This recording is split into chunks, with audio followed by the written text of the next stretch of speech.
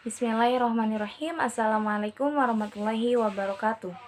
Saya Farha Lailatul Syarifah dari kelas 3B Pendidikan Bahasa Arab. Di sini saya akan menjelaskan bab 3, yaitu dasar-dasar teoretis pengajaran bahasa dan hakikat pembelajaran bahasa Arab sebagai bahasa asing. Dasar teoretis pengajaran bahasa. Pengembangan metode dibangun atas landasan teori-teori ilmu jiwa atau psikologi dan ilmu bahasa, linguistik. Psikologi menguraikan bagaimana orang belajar sesuatu. Linguistik memberikan informasi tentang seluk-beluk bahasa.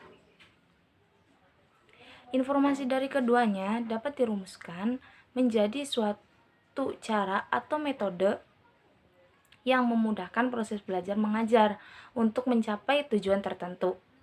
Pada bagian ini akan diuraikan secara singkat teori-teori dalam kedua bidang ilmu tersebut dalam hubungannya dengan belajar dan mengajar bahasa.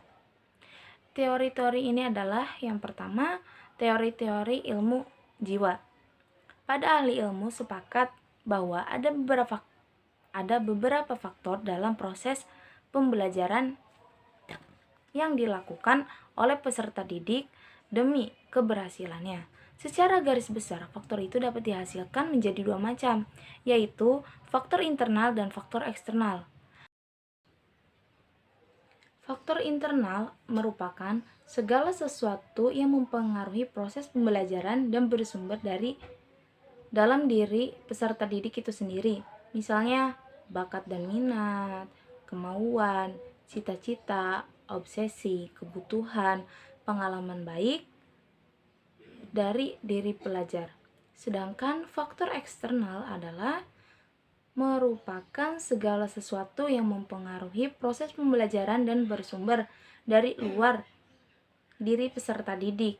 Misalnya dari lingkungan, guru, teman, sarana prasarana, buku teks, dan lain sebagainya. Dari menyebabkan munculnya dua aliran pemikiran dalam ilmu jiwa, yaitu pembelajaran atau pendidikan. Aliran yang pertama atau behaviorisme berpendapat lingkungan dalam arti faktor eksternal lebih mendominasi daripada faktor internal.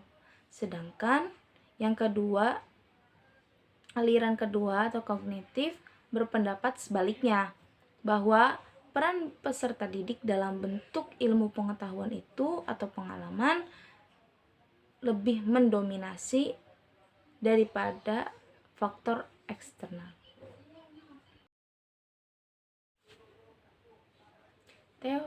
Teori behaviorisme. Aliran behaviorisme lebih menekankan pada proses perubahan yang dilakukan oleh peserta didik. Artinya, proses belajar itu sebagai bentuk perubahan itu terjadi pada diri peserta didiknya secara internal dan lebih dipengaruhi faktor eksternal atau stimulus luar yang menyatakan bahwa belajar bukan hanya didasari secara stimulus dan respon semata, tetapi juga dipengaruhi adanya pesan yang terjadi pada diri peserta didik tatkala terjadinya hubungan antara stimulus dan respon. Dengan demikian, aliran ini menempatkan faktor eksternal atau guru sebagai faktor yang dominan dalam pembelajaran, karena guru sangat besar perannya dalam proses pembelajaran bahasa, sebab dialah yang membentuk stimulus dalam proses pembelajaran, menentukan respon dari peserta didik, memberikan penguatan, menentukan buku ajar, dan materi pembelajaran bahasa. Aliran ini menegaskan pentingnya latihan dalam pembelajaran bahasa, menghafalkan sebagai ungkapan dan kosakata, menghafalkan percakapan berupa pertanyaan dan jawaban, begitu juga ucapan yang betul, ejaannya yang benar dalam berbahasa. Oleh sebab itu, Aliran ini lebih berpendapat bahwa faktor eksternal lebih mendominasi dalam proses belajar, termasuk belajar bahasa. Yang kedua, aliran kognitif. Aliran ini berpendapat bahwa belajar terjadi bukan karena faktor eksternal, tetapi lebih dominan faktor internal atau peserta didik itu sendiri. Peserta didiklah yang dominan dalam proses belajar mengajar, dan dialah yang menentukan lingkungannya sendiri. Peserta didiklah yang memilih stimulus dari luar dengan catatan sesuai dengan peserta didik. Aliran ini berpendapat bahwa faktor internal atau peserta didik lebih dominan ketimbang faktor eksternal. Hubungan antara stimulus dan respon memang mengakibatkan proses pembelajaran, tetapi sebenarnya peserta didik akan memilih respon yang sesuai dengan minat, bakat, atau pengalaman dan kebutuhan dari peserta didik itu sendiri. Aliran kognitif ini menolak pendapat yang mengatakan bahwa belajar merupakan hasil stimulus dari luar saja tanpa mempertimbangkan keterlibatan dan peran peserta didik. Aliran kognitif ini berpendapat bahwa peserta didik yang mendominasi dalam proses pembelajaran dan memutuskannya secara mandiri. Sedang lingkungan bukanlah faktor pertama dan terakhir atas pengaruh negatif dan positifnya dalam diri peserta didik itu sendiri. Yang kedua, teori pedagogis. Secara tradisional, istilah pedagogi adalah seni mengajar. Sementara dilihat dari pedagogi modern, dilihat dari hubungan dialektis yang bermanfaat antara pedagogi sebagai ilmu dan pedagogi sebagai seni. Dapat disimpulkan bahwa pedagogis adalah ilmu atau seni mengajar anak-anak. Proses pembelajaran terpusat pada guru atau pengajar. Peserta didik hanya diposisikan sebagai objek saja yang harus menuruti kemauan guru itu sendiri. Dengan pembelajaran yang bercorak andragogik, maka peserta didik bagi guru itu sendiri. Tujuan teori pedagogi adalah memanusiakan manusia dan menjadikan seseorang menjadi dewasa untuk kebahagiaan dalam menjalani kehidupan di masa yang akan datang, dan menjadikan seseorang menjalani hidup dengan bahagia. Adapun manfaat teori pedagogi ini menurut Kurniasi tahun 2007 halaman 20 adalah yang pertama, memanusiakan manusia. Menjadikan seseorang dewasa demi kebahagiaan dalam menjalani kehidupan. Yang kedua, agar anak di kemudian hari mampu memahami dan menjalani kehidupan dan kelak dapat menghidupi diri mereka sendiri, dapat hidup secara bermakna, dan dapat turut memuliakan kehidupan. Yang ketiga, membantu murid mempertanyakan dan menantang dominasi serta keyakinan dan praktek-praktek yang mendominasi. Dan yang terakhir, yang keempat, mengembangkan kepribadian siswa yang sehat. Berdasarkan uraian di atas, bahwa manfaat dari pedagogi yaitu menjadikan anak yang belum dewasa menjadi dewasa dengan hidup mandiri dan hidup yang dapat bermakna.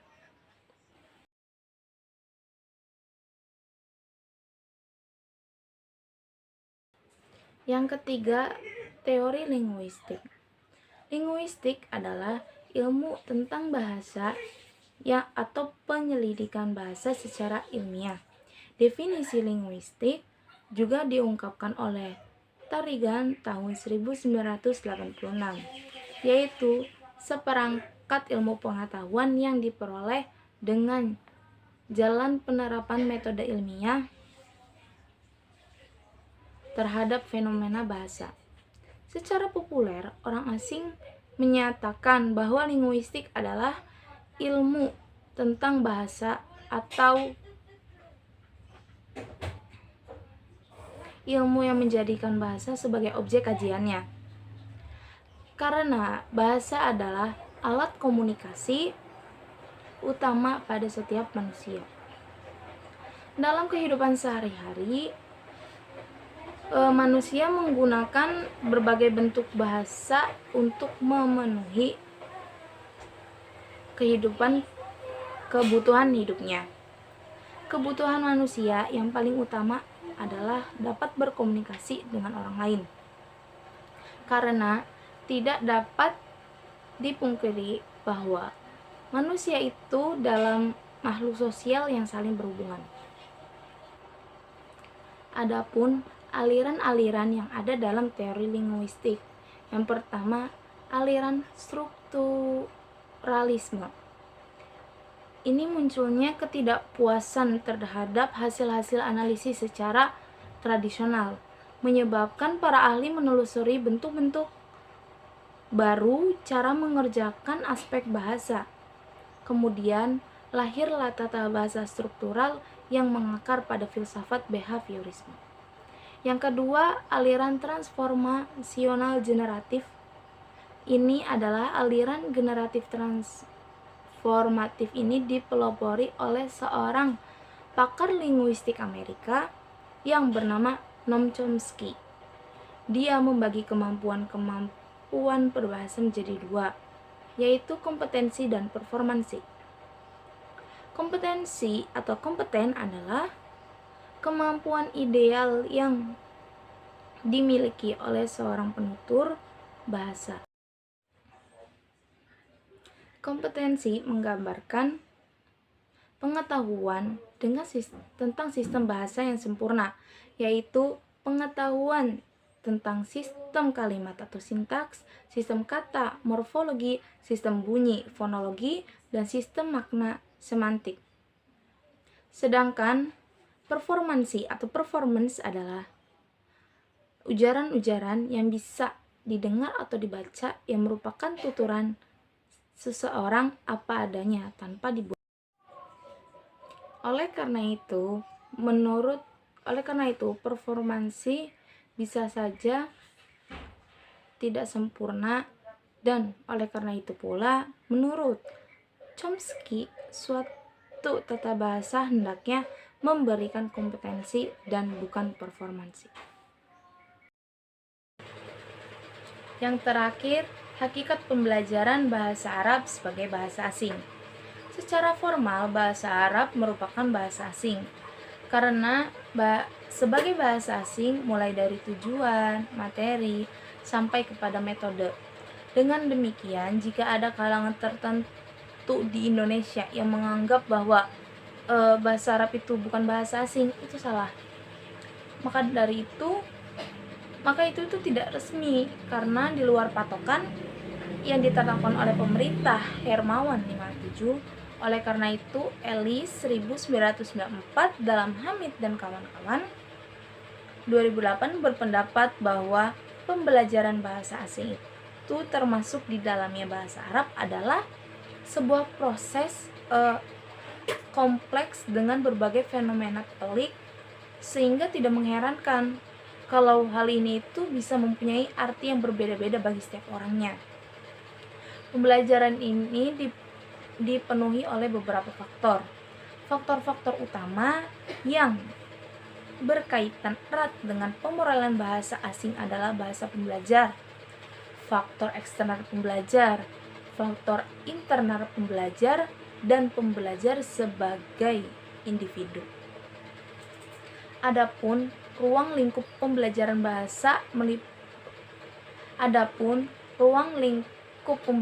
bahasa Arab meliputi yang pertama, unsur-unsur kebahasaan, terdiri atas tata bahasa atau qaidul al-lughah, kosakata atau mufradat, pelafalan, dan ejaan aswat Arabiyah. Yang kedua, keterampilan bahasa, yaitu menyimak atau istima, berbicara atau kalam, membaca atau qiraah, dan menulis atau kitabah. Yang ketiga, aspek budaya yang terkandung dalam teks lisan dan tulisan. Sekian dari saya, kurang lebihnya mohon maaf. Wassalamualaikum warahmatullahi wabarakatuh.